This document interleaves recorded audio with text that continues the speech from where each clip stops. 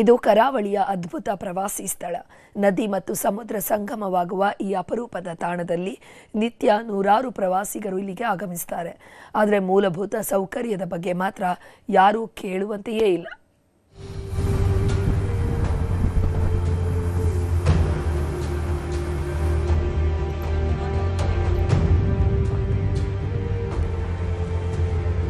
ಇದು ಉಡುಪಿಯ ಕೋಡಿ ಬೆಂಗ್ರಿಯ delta beach.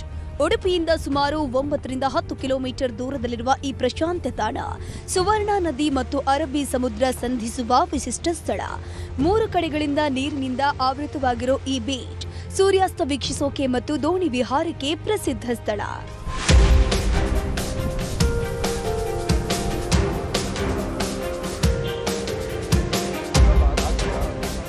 ಇಲ್ಲಿನ ಸೌಂದರ್ಯ ರಾಶಿ ಸವಿಯೋಕೆ ದೂರದ ಊರುಗಳಿಂದ ನಿತ್ಯವೂ ನೂರಾರು ಪ್ರವಾಸಿಗರು ಬರ್ತಾರೆ.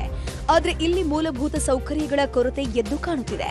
ಸಮರ್ಪಕ ಮಾರ್ಗಸೂಚಿ ಫಲಕಗಳ ಕೊರತೆ, ಕುಡಿಯುವ ನೀರು, ಶೌಚಾಲಯ, ವಿಶ್ರಾಂತಿ, ಭದ್ರತಾ ವ್ಯವಸ್ಥೆಯ ಕೊರತೆ ಪ್ರವಾಸಿಗರಲ್ಲಿ ಬೇಸರ ಮೂಡಿಸುತ್ತಿದೆ. ಡೆಲ್ಟಾ ಬೀಚ್ ಕೋಡಿ ಬೆಂಗ್ರೆ ಇದು ಭಾಳ ಒಂದು ದೊಡ್ಡ ಪ್ರವಾಸೋದ್ಯಮವಾಗಿ ಅಭಿವೃದ್ಧಿ ಹೊಂದ್ತಾ ಇದೆ. ದಿನದಿಂದ ದಿನಕ್ಕೆ ಪ್ರವಾಸಿಗರ ಸಂಖ್ಯೆ ಬರೋದು ತುಂಬ ಆಗ್ತಾ ಇದೆ. ಪ್ರವಾಸಿಗರಿಗೆ ಇಲ್ಲಿ ಒಂದು ಶೌಚಾಲಯದ ಸಮಸ್ಯೆ ಉಂಟು. ಮತ್ತು ಇಲ್ಲಿ ನೀರಿನಲ್ಲಿ ಹೋದರೆ ಎಲ್ಲಿ ಏನಂತ ಅವರಿಗೆ ಮಾಹಿತಿ ಇಲ್ಲ.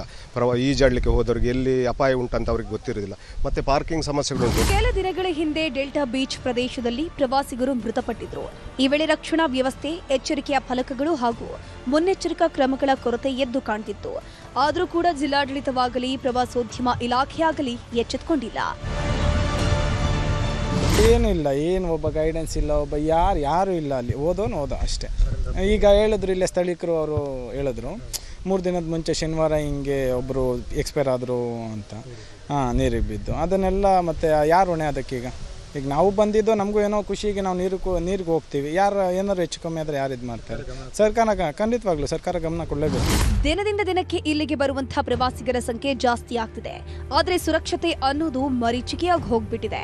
ಈಗಲಾದರೂ ಈ ಸುಂದರ ತಾಣವನ್ನ ಮತ್ತಷ್ಟು ಸುರಕ್ಷಿತ ಹಾಗೂ ಆಕರ್ಷಕವಾಗಿಸುವಂತಹ ಅಗತ್ಯವಿದೆ.